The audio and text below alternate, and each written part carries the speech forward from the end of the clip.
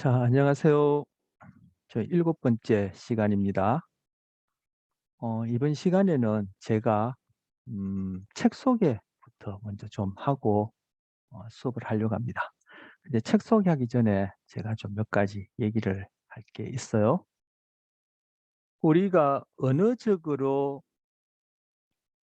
인식할 때 소위 언어적인 인지 정보 처리를 할 때 우리는 개념 아이고 글자거든. 예. 개념 범주라는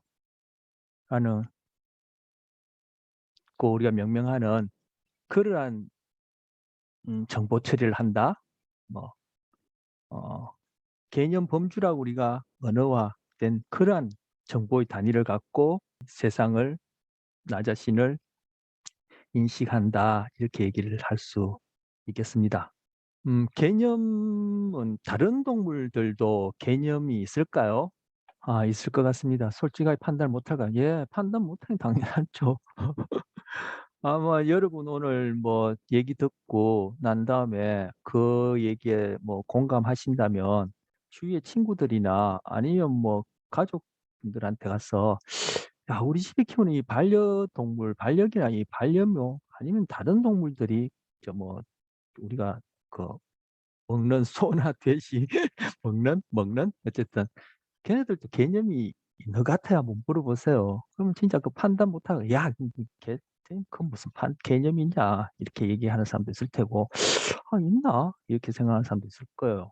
음 일단 예를 들어서 만약에 다른 동물들이 개념이 없다면 무엇을 먹어야 하며 무엇을 잡아먹을 수 있으며 무엇은 나에게 적이어서 도망가야 하는지, 그리고 또 극단적인 예가 될 수 있을 텐데 예가 될 수 있을 텐데 배가 고프면 자기 살을 자기 몸을 뜯어먹을 수 있겠죠. 왜? 자기 개념이 없으니까.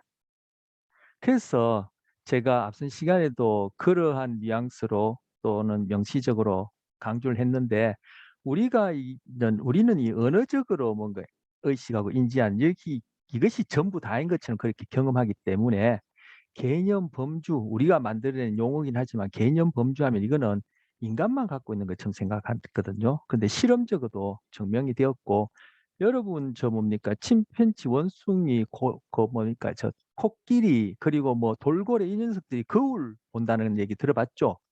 그 개념 중에서 자기 개념이 있는 거예요. 그리고 좀 전에 얘기했듯이 그렇게 실험적으로 아직까지 다루어지지 않은 다른 동물 같은 경우에도 생각해 보면 뭐 전 당장에 비둘기가 생각나는데 그 녀석이 뭘 돌아다니면서 쪼아 먹잖아요. 그럼 다 입에 넣나요? 아니죠. 먹는 거 못 먹는 거 구별하거든요. 바로 그게 개념이고, 먹는 것 중에도 곡식알도 먹고 쌀알도 먹고 보리알도 먹고, 그다음에 저 뭡니까 노란 조라갑니까? 그것도 먹을 수 있죠. 그럼 걔네들 뭐요? 먹을 수 있는 것이라는 범주가 있는 거예요. 그죠? 그리고 뭐 더 단순한 동물로 갔어도 제가 말씀드렸지, 제가 지금 책상 옆에 아니라 위에 이 구피를 기르고 있다는데, 그 물고기 있지 않습니까? 기르고 있는데 얘네들도 제가 이렇게 물 갈아 주려면 도망 다닌단 말이에요. 그러니까 지금 뭔가 자기들에게 위험하다. 이게 제가 쓰고 있는 그게 국자다. 김시연이라는 사람이 자기를 이렇게 뭐 물을 갈아 주려고 한다. 이런 거는 뭐 알 수는 없겠지만 이게 피해야 할 것이다. 또는 제가 이렇게 먹이를 주면은 막 몰려들어요. 그러면 제가 지난번에 얘기했지만 이 먹이랑 여기에 제가 뭐 오랫동안 갈아주지 않으면은 한 2-3일 안 갈아주면은 똥도 있고 여기 뭐 먼지도 들어가고 하는데 그 먹이랑 그걸 구별한단 말이에요. 그럼 얘들은 거기에 상하는 개념과 범주가 있는 것이죠. 그래서 제가 좀 전에 얘기했듯이 만약에 다른 동물들이 개념과 범주가 없다면은 그네들은 배가 고프면 자기 살을 뜯어 먹는단 말이에요. 그렇지만 자기 살을 뜯어 먹는 그런 일은 없죠. 바로 개념과 범주가 있다라는 얘기예요. 그러니까 인간 이해에 있어서 심리학뿐만 아니라 인간을 제대로 이해하려면은 인간만 이해해서는 인간을 제대로 이해 못 해요. 말이 뭐 그런 말이 있었는데, 인간을 이해하기 위해서는 인간만을 이해해서는, 달리하면 인간 중심적으로 이해해서는 인간을 이해하지 못해요. 그래서 바로 인간 중심적인 그런 사고에서 벗어나게끔 했다라고 여겨지는 그런 소위 과학적 혁명이 아주 중요하게 거론되는 거예요. 제가 아마 2번 정도 얘기했을 거예요. 코페르니쿠스의 지동설, 천동설인줄알았는데 지동설. 그리고 다윈의 진화론. 뭔가 목적론적인 그런 세계관에서 어떤 상하 관계에서 이렇게 그죠 어떤 이유를 갖고 이렇게 만들어졌다고 생각했는데 그것이 아니라 그냥 우연히 그것도 수평적인 관계에서 이렇게 됐다라는 거. 그리고 세 번째가 소위 프로이드의 무의식.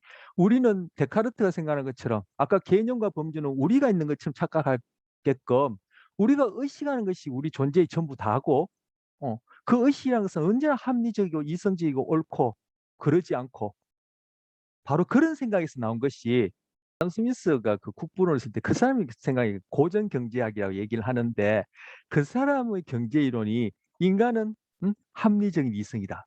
거기 하에서 경제는 이렇게 합리적으로 돌아갈 수밖에 없다. 이렇게 생각하는데 그게 아니란 게 그 위로 계속 지금 그죠? 드러나고 있죠.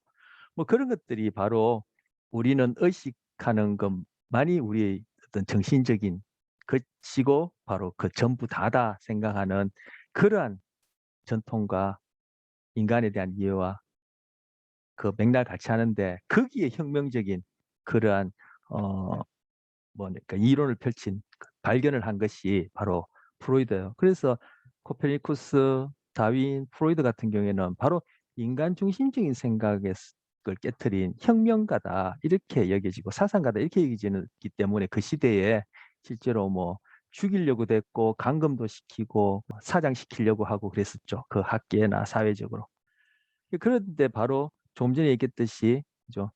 인간을 제대로 이해하려면은 바로 다른 동물들과 함께 거시적으로 수평적인 이러한 관을 가져야지만 인간 이해를 제대로 하는데 그러지 못하면 조금 전에 얘기했듯이 개념과 본주는 우리만 갖고 있다 이렇게 생각한다는 거.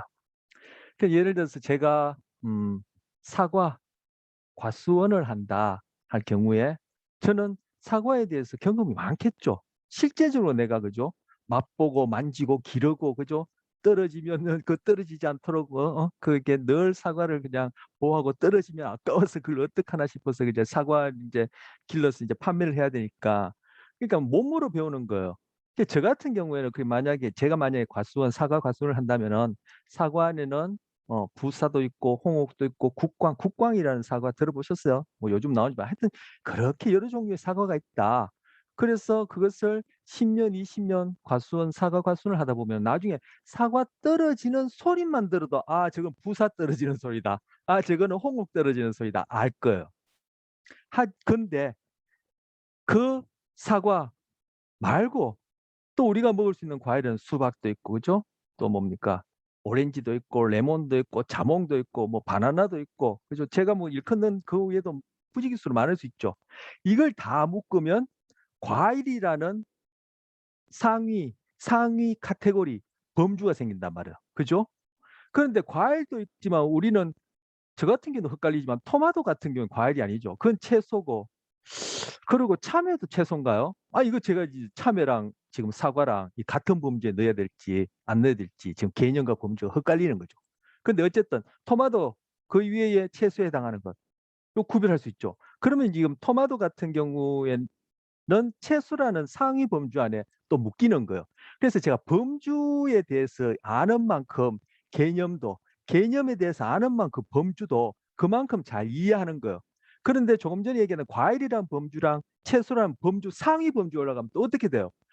먹을 수 있는 것, 아니면 뭐 땅에서 나는 것, 이런 식으로 얘기할 수 있겠죠. 그럼 농산물이 되고 또 그 위에 해산물도 있고 육가공유, 육류도 있고 아니면 뭐 날아다니는 거 먹을 수 있는 것도 있겠죠. 이런 식으로 또 상위 범주로 묶을 수 있고 이것들을 다 묶으면 우리가 먹을 수 있는 것이라는 이런 상위 범주로 묶을 수 있죠.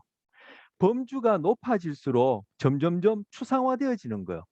그럼 추상화할 수 있는 이런 능력은 우리가 바로 6장에서 다뤘던 이러한 언어를 바탕으로 한 인식 능력이 있기 때문에 추상화할 수 있는 거예요. 그렇기 때문에 이것이 확장성이 있고 임의성이 있고 그죠? 이름을 붙여서. 그리고 만약 가상현실 속에서 우리는 그 범주 개념을 가지고 막 놀이하는 거예요. 과일이란 개념, 채소라는 개념, 그 위에 그죠? 농수산물이란 개념, 농산물이란 개념, 수산물이란 개념, 해산물이란 개념. 수산이랑 해산이 똑같나? 어쨌든 그래서 땅에서 나는 거, 또 그죠? 뭐 바다에서 나는 거, 땅에서 나도 밭에서 나는 거, 아니면 그 과수원처럼 그렇게 열매를 맺는 거, 이런 식으로 또 상위 범주의 개념을 가지고 나중에 그것이 먹을 수 있는 거, 먹을 수 없는 것, 이런 개념 범주를 가지고 우리는 가상현실 속에서 얼마든지 놀이, 즉 조작을 할 수 있단 말이에요. 그러면은 이렇게 조작을 통해서 결국은 사과가 되었던 참외가 되었던 토마토가 되었던 바나나, 이런 것들에 대해서 일반적인 보편적인 이론, 즉 진리랄까, 이런 것들을 우리가 딱 추출해낼 수 있어요. 그래 되면은 그런 수준으로 올라가면은 과일이 됐든 채소가 됐든 그저 무엇이 됐든 이것들 전체적으로 이 안에서 어떤 공통된 특징을 발견해내 가지고 이것이 우리에게 어떠한 의미가 있으며, 이것들은 우리와 어떤 관계가 있으며, 내가 이것들을 어떻게 다루어야 되고 먹어야 되고 길러야 되고 소비해야 되는지, 이런 것들에 대한 통찰이 생길 수 있단 말이에요.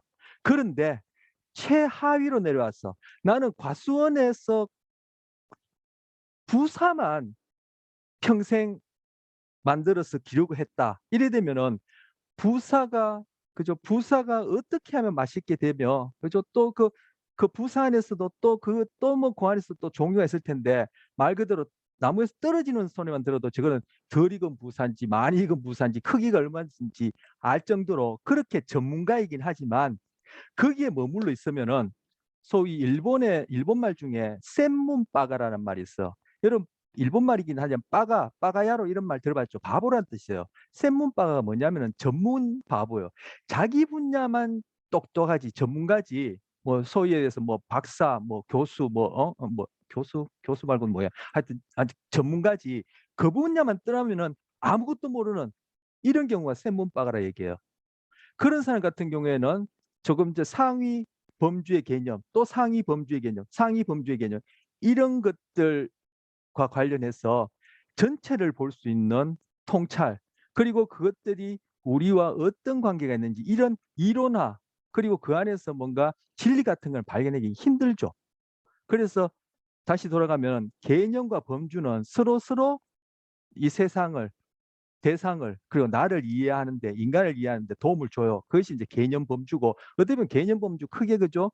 본질적으로 차이가 없는 그런 우리의 용어상의 구별인데, 개념은 범주는 개념을 이해하는 데 도움을 줘요. 그런데 제가 이 상위 단계로 올라가서 이것이 추상화되는 범주 개념일수록 우리는 그것을 소위 정신적으로 갖고 조작하면서 일반화시키기 쉽다. 그러다 보면 점점 그때 개념이나 범주는 추상화되어 버리는 거예요. 현실과 많이 떨어져 버리는 거죠. 그죠?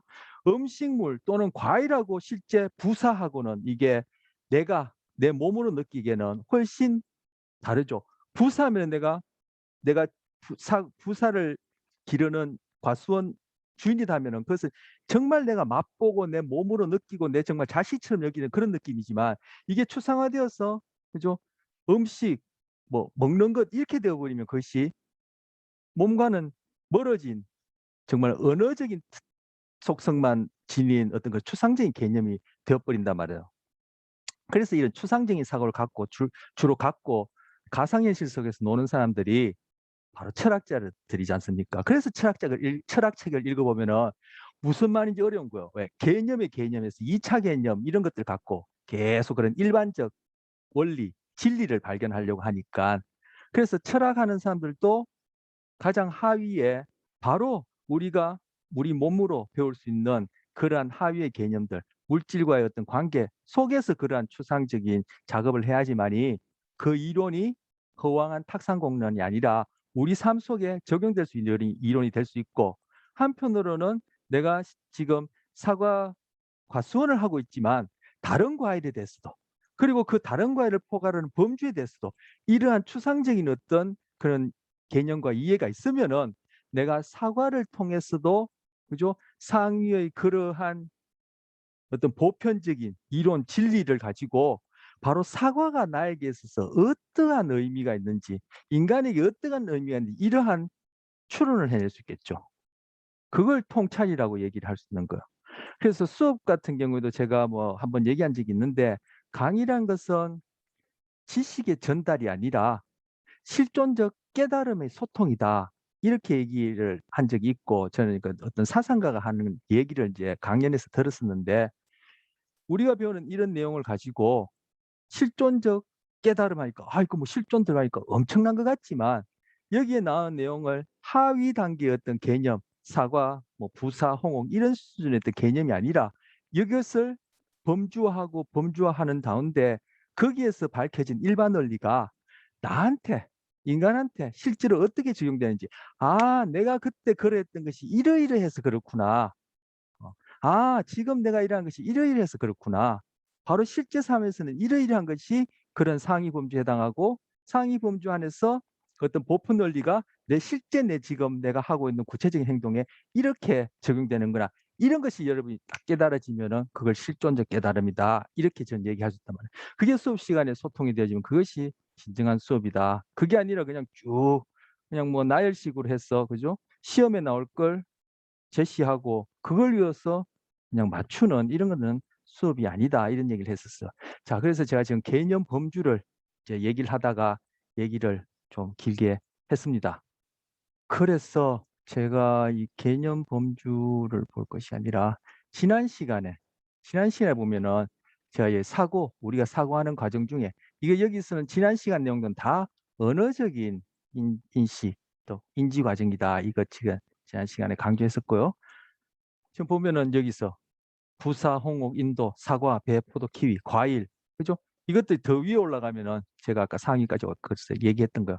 여기서는 또 다른 이해, 산출, 습득은 언어고, 기억, 사고, 지각은 다 합쳐서 인지다 이렇게 올라가고 인지 정서대해지면 이제 심리학이고 심리학 하면 또 여기 뭐 올라가면 이제 그 뭐 철학, 뭐 과학 이런 식으로 또 카테고리가 계속 올라가겠죠. 그래서 지금 여기 묶는 걸 자세히 보면은 그리고 제가 조금 전에 화면상으로 여러분 보면서 제가 구두로 얘기했던 걸 가만히 보면은 우리가 앞서 그 부어화 처음 배울 때 자급기억 또는 단기기억 같은 말이라 그랬어요. 단기기억 또는 자급기억은 7 플러스 마이너스 2 정도의 개수의 항목을 기억한다. 그런데 그 저장 용량을 실질적으로 늘리려면은 청킹 묶어라. 묶으면은 최하위 단계 7개지만 그 묶음 7개가 모여서 또 하나의 묶음이 되어진다면은 그거는 77, 49가 될 테고 또 그 상위 묶음들이 또 7개가 묶어진다면은 그 위에는 이게 그냥 엄청난 숫자가 되어지는 거죠. 그죠? 그런 식으로 하게 되면은 이런 위계적 구조화에서 우리가 더 많은 정보를 저장하고 또 바로 사고 과정이라는 이름으로 그것을 조작하고 다룰 수 있고 그걸 통해서 우리는 보편적인 그러한 어떤 지식과 인식과 그리고 이 하위에 해당하는 이러한 실제 대상도 전체적으로 다룰 수 있다. 이렇게 지금 얘기를 지금 제가 전달하는 거. 그래서 이렇게 제가 좀 전에 뭐 사과는 무엇으로 구성되어 있고 또 사과는 다른 것들과 합쳐서 과일이고 과일과 또 채소는 묶어서 먹을 수 있는 것 이렇게 한 것이 바로 우리 부화 얘기할 때 청킹으로 묶는 그런 과정을 얘기를 한 건데 우리가 바로 개념과 범주를 가지고 그죠? 대상을 인식하면서 그러한 작업들을 한다는 얘기예요. 이걸 누가 더 전문적으로 넓게 깊이 하냐에 따라 그 어떤 사고 벽이라든지 그런 내용, 질에 있어서는 차이가 있을 수 있겠죠. 그 얘기를 지금 하는 겁니다. 근데 이러한 사고 과정을 가지고 우리는 추론, 판단을 하게 되는데 그 추론에는 연역적 추론이 있고 귀납적 추론이 있다. 크게 두 가지를 교재에서 소개하는데 귀납적 추론은 놔두고 여기 연역적 추론과 관련해서 우리 교재에 보면은 이 웨이슨의 실험이라는 게 나옵니다. 이 교재 242쪽에 보시면 242쪽에 보시면 그 추리의 방향에서 연역 추리라는 것이 있고 1번 동그라미 1번 거기에서 하나 둘 셋 넷 다섯 번째 보시면 그림 6-8에서 보면 만약 앞면이 모음이면 뒷면은 짝수다 라는 이 명제를 확인하기 위해서 여기 EK47이라는 이 4개의 카드가 있을 때 카드 2장을 넘겨서 이 명제가 참인지 아닌지 골라보라 하면은 금방 이게 여러분한테 '아이 뭘 골라야 되겠다.' 금방 안 떠올라요. 교재 내용은 이제 읽어 보면 이해에 도움이 되실 텐데 그걸 지금 상세히 다룰 수는 없고 지금 E랑 4라는 카드를 뒤집어 보는 이 카드 뒷면을 확인해서 이 명제 E라는 카드와 4라는 카드를 확인해서 금방 말씀드린 그 명제를 확인하는 경우가 아유 잘못 갔네. 예. 이 두 개 카드를 가지고 그 명제를 확인하는 경우가 대부분이란 거예요. 실제 답은 이것하고 이 카드를 뒤집어야지만이 그 명제를 확인할 수 있어요. 그런데 그 동일한 사람들 대상으로 뭐 여러분이나 저 경우가 되겠죠. 뒤에 이 명제, 이 카드와 관련된 명제는 뭐냐면은 이 명제는 음 앞면이 맥주이면 뒷면은 18세 이상이어야 한다. 그러니까 어 음주는 18세 이상만 할 수 있다. 이 명제를 확인하기 위해서는 지금 여기 맥주, 콜라 22, 16 이 뒷면에는 이제 뭐 숫자가 써져 있을 테고 이 뒷면에는 맥주든 콜라든 써져 있겠죠. 그래서 이러한 상황을 이러한 카드를 제시하고 콜라보를 하면은 답은 맥주와 16세를 고르는 게 답인데 이 경우보다 이 경우에 맥주와 16세 이 카드를 뒤집어서 맥주 뒤에 무슨 숫자가 있으며 16세 뒤에 맥주 콜라가 있는지 확인해서 결국 금방 얘기한 그 명제를 성공적으로 이 카드를 골라내는 것이 이 경우보다 훨씬 높다라는 거. 이 경우에는 2와 7을 뒤집어서 확인해야 되는데 주로 2와 4를 뒤집어서 확인을 하더라는 거예요. 왜 그러냐? 바로 이게 우리가 일상에서 만약에 이걸 초등학생이나 음주 경험이 없는 사람한테 하게 되면은 아마 여러분이나 저하고는 또 차이가 있을 거예요. 뭐냐? 우리가 일상에서 실제 경험하는 것. 제가 수업에서 표현 한 대로 하자면은 몸으로 배운 것을 지금 뭐요? 언어를 갖고 노는 거예요. 이 머리에서 가상현실 속에서 이 명제를 확인하는 거예요. 근데 그렇게 하면 훨씬 잘하는데 이건 지금 뭐예요? 다 무의미 추상화된 숫자죠. 숫자가 아니라 추상화된 그 카드죠. 이 자라는 것도 말 그대로 우리 언어가 갖는 임의성 그것에서 그냥 붙인 것 아니에요. 그죠? 4, 7이란 것도 결국 우리가 만들어낸 언어를 갖고 추상화된 걸 가지고 연역적 추리를 하니까 훨씬 오류가 있더라는 거. 앞 시간에 강조했듯이 바로 우리가 진정으로 이해한다, 어떤 의미를 안다는 것은 뭐 몸으로부터 시작한다라는 거예요. 그래서 언어라는 것을 통해서 우리가 이해 의미를 알 때도 그죠? 소위 가상현실 세계라고 얘기했는 이런 것들을 가지고 명제를 확인한다든지 그 안에서 사고를 할 때도 이것이 바탕이 될질 때 그것이 진정한 의미와 이해가 되어진다는 얘기예요. 몸에서 멀어진 완전 정말 그냥 언어만 갖고 노는 그런 경우에는 이러한 연적적 추리에 오류가 생기는데 바로 어떤 경험을 바탕으로 하지 않고 정말 관념론에만 머물러 있는 그러한 철학이나 철학자들의 책을 읽어보면은 완전 언어에 가지고 뭐 나쁜 말로 하자면 말장난하는 거죠. 그런 책을 읽어보면은 전혀 안다고 해요. 바로 그것이 지금 이 두 개의 경우에 왜 사람들은 이쪽을 더 잘하느냐 그것하고 차이를 낳는 거예요. 제가 여러분 그 기타 자료실에 마이클 셔머의 그 자기 기만의 패턴 그 동영상 보라고 몇 번 강조해 드렸죠. 거기에 보면은 그 동물의 경우를 갖고 얘기를 했지만 우리의 경우도 마찬가지예요. 자, 뭐 거기서는 사람의 경우를 얘기했죠. 동물의 경우가 아니라 숲길을 가다가 어, 저 뒤쪽에서 뭔가 부스럭한 소리가 난단 말이에요. 이게 만약에 맹수다라고 추론이 된다면 우리는 냅다 도망가야 돼요. 그런데 그것이 만약에 그냥 바람 소리다 하면 도망갈 필요 없어요. 자, 그럼 소리가 났다. 여러분 같은 경우는 어떡할 거예요? 도망갈 거예요? 도망 안 갈 거예요? 일단 도망가 봐야 되죠. 도망갔는데 맹수면은 나는 살아날 확률이 높아요. 도망갔는데 그것이 바람 소리거나 나뭇가지가 부러지는 소리거나 잘못 들었다면은 숨 차고 '에이 괜히 땀 뺐네.' 이렇게 푸념할지언정 크게 손해날 거 없어요. 살았어요. 그런데 부스럭하는 소리 나는데 '아이 저건 바람일 거야.' 했다가는 어떻게 돼요? 끝이죠.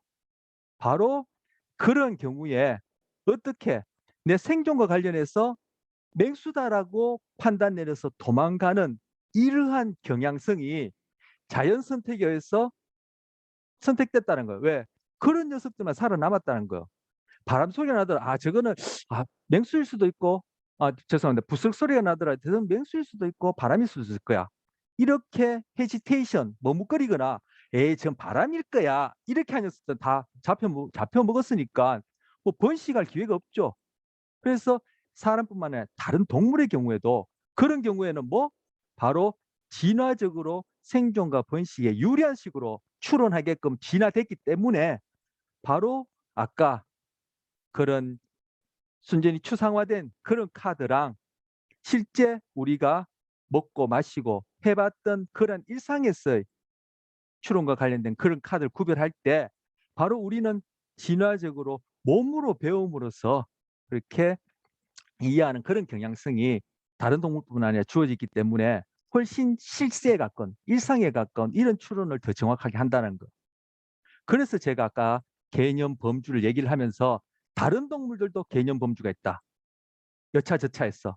극단적으로 없다면은 배가 고플 때 자기 살을 뜯어먹을 것이다. 이렇게 얘기를 했고 바로 그 바탕 위에서 우리는 언어라는 소위 가상현실이라는 것이 진화적으로 주어졌는데 이러한 다른 동물들과 공유하는 몸으로 실제 일상에서 배우면서 진화의 과정을 통해서 우리에게 공통적으로 주어진 이것과 멀어지면 멀어질수록 우리는 추상화되면서 앞서 봤던 웨이슨의 그런 카드 EK47 그 카드 4장을 가지고 만약 앞면이 모험이면 뒷면 짝수다. 이런 것들은 거의 대부분 실수하는 경우가 많다라는 거. 이거 마이클 시어머의 그 패턴 인식하는 것하고 관련되고 언어라는 것이 어떤 속성이며 아까 범주 얘기할 때 하위 범주에 있어서는 전문가가 될 수 있지만 상위 범주 개념이 없으면은 추상적인 이러한 사고를 통해서 보편적인 진리를 찾아낼 수 없다. 그래서 그 양자가 갖추어질 때, 즉 몸으로 배우는 것과 소위 우리가 머리로 배운다는 것이 양자로 갖추어질 때 그 안에서 제대로 된 이해와 창의성이 생긴다. 이렇게 얘기할 수 있는 거예요. 제가 지금 얘기하는 건 이 책에 없어요. 그런데 왜 이렇게 이 카드 두 종류 중에 맥주 콜라 카드 그림 6-9가 더 잘 골라지는지도 그냥 일상적인 그러한 명제이기 때문에 더 잘 고른다. 이렇게만 끝이지 설명이 없어요. 왜 그런지 모르는 거죠. 이 교재 내에서는 그것이 안 밝혀져 있는 거죠. 그런데 마이클 셔머 제가 동영상 보라는 것이 바로 이렇게 연결되어지는 거예요. 그렇기 때문에 우리가 일상에서 연역 추론, 귀납 추론을 하게 되면은 아까 진화 과정에서 부스럭 소리예요. 지금 바람 소리예요. 하지만 냅다 맹수인 줄 알고 도망갔단 말이에요. 그건 분명히 오류예요. 그러한 비합리적이라고 얘기할 수 있지만 바람 소리인데 도망갔으니까 잘못 판단한 거죠. 비합리적 얘기할 수 있지만 생존과 번식이라는 것을 기준으로 진화적 생물학적 관점에 보면은 그거는 비합리적인 것이 아니라 합리적인 판단이에요. 그렇기 때문에 우리가 일상에서 소위 언어적인 그런 인식을 의존해서 귀납출이나 연역출을 할 때는 판단 오류가 많더라는 거예요. 의사결정이나 판단에 오류가 많더라는 거예요. 그래서 그러한 부분을 놓치고 즉 소위 의식적인 언어적인 인지 과정만을 어떤 인간의 고유한 정신기능 그것이 전부 다인 것처럼 그런 식으로 접근해서 경제 이론을 펼친 것이 아담 스미스의 국부론 고전 경제학이라는 거예요. 그런데 지금 경제학자들 그 심리학한 사람 중에 유일하게 노벨상을 받았는데 그 사람은 심리학 노벨상을 받은 것이 아니라 노벨상 중에 심리학 노벨상은 없어요. 경제학상으로 노벨상 받은 사람이 있는데 그 사람 심리학자예요. 바로 고전 경제학이 얘기하는 그처럼 돌아가지 않는다. 인간은 경제 상황에 있어서 좀 그 판단과 의사결정에서 판단과 의사결정에 있어서 그러한 비합리적인 의사결정들이 많고 그런데 그것이 비합리적인가 해서 들여다보면은 결국 그거는 뭐 진화 과정을 통해서 우리에게 주어진 다른 동물도 갖고 있는 정서라는 과정을 통해서 내리는 그러한 오류 또는 판단 미스 같은데 그것이 오히려 더 많은 이익을 주는 경우가 있더라라는 것을 밝혀내고 소위 우리가 합리적인 판단을 한다는 것이 경제적인 상황에서 국제 경제든 그죠? 국내 경제든 그런 상황에서 우리는 생각지도 못한 엉뚱한 결과를 낳는 그런 판단을 하더라. 그래서 우리가 인간이 갖고 있는 어떤 비합리성이란 것은 결국 진화의 뿌리가 깊고 오래된 정서와 소위 인지 중에서도 이 언어적 인지 이 사이의 괴리가 바로 우리가 흔히 얘기하는 판단 오류, 뭐 잘못된 의사결정을 낳는 결과다. 이렇게 얘기를 하는 거. 그래서 아까 마이클 셔머 얘기를 다시 하자면은 바람 소리인데 달려갔단 말이에요. 이게 지금 만약에 경제 상황에 우리가 일상적으로 하는 경제뿐만 아니라 우리가 뭐 정치가 됐든 하여튼 인간이 하는 모든 판단 결정에 있어서 이런 식으로 비유될 수 있는 판단을 했다면 그거는 오류예요. 그런데 사실 바람 소리가 났을 때 냅다 도망가는 것이 진화적으로 보면은 다른 동물뿐만 아니라 인간에게 있어서 굉장히 생존과 번식에 적응적인 합리적인 행동이라는 거. 바로 그런 부분을 우리 교재에서 뒷부분에 얘기를 하고 있어요. 바로 예, 이 부분에서 판단 오류 이런 것들 구체적인 내용은 제가 얘기를 하지 않겠습니다. 그리고 제가 뉴턴의 무지개색 7가지 아까 수업 시작하기 전에 그런 얘기 했었는데 왜 무지개색을 7색으로 보지?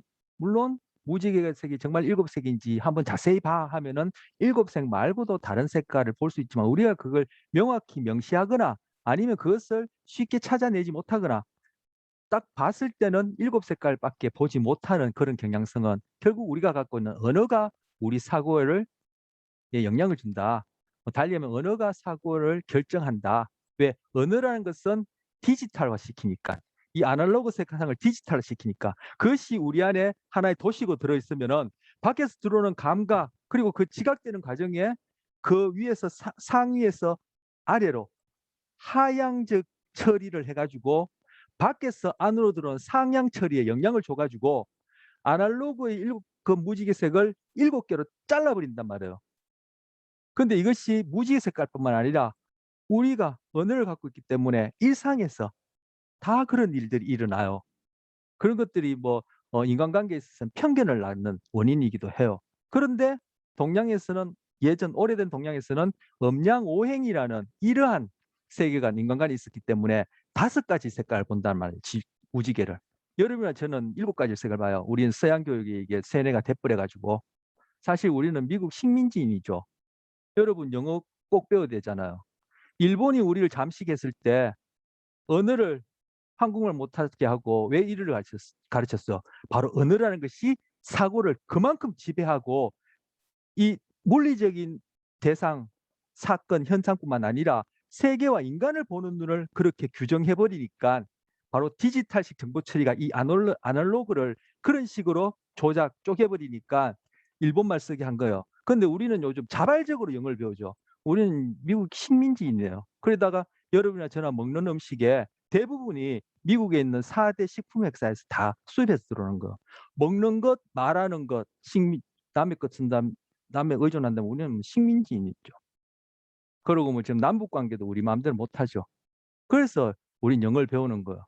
영어 잘한다는 게 나쁘진 않죠. 그걸 알므로써 우리 지식의 폭을 높일 수 있으니까 다른 데서 오는 그런 뭐 정보들도 접할 수 있으니까 좋지만 이제 영어를 안 쓰더라도 그런 것들이 가능해지게끔 그렇게 하는 것이 뭐 바람직하다. 이렇게도 한번 생각해 볼 수 있어요. 그 언어가 지금 왜 제가 이런 얘기를 하냐면은 바로 언어라는 것이 사고를 그렇게 영향을 준다, 규정을 한다는 얘기를 하는 거예요. 그래서 여기 고양이 소리가 야옹으로 들려요, 뮤로 들려요. 이 영어하는 사람 뮤로 들려요. 우리는 야옹으로 들리고, 우리는 개가 멍멍멍 하지만 소위 미쿡 사람들은 바우 바우 바우 하죠.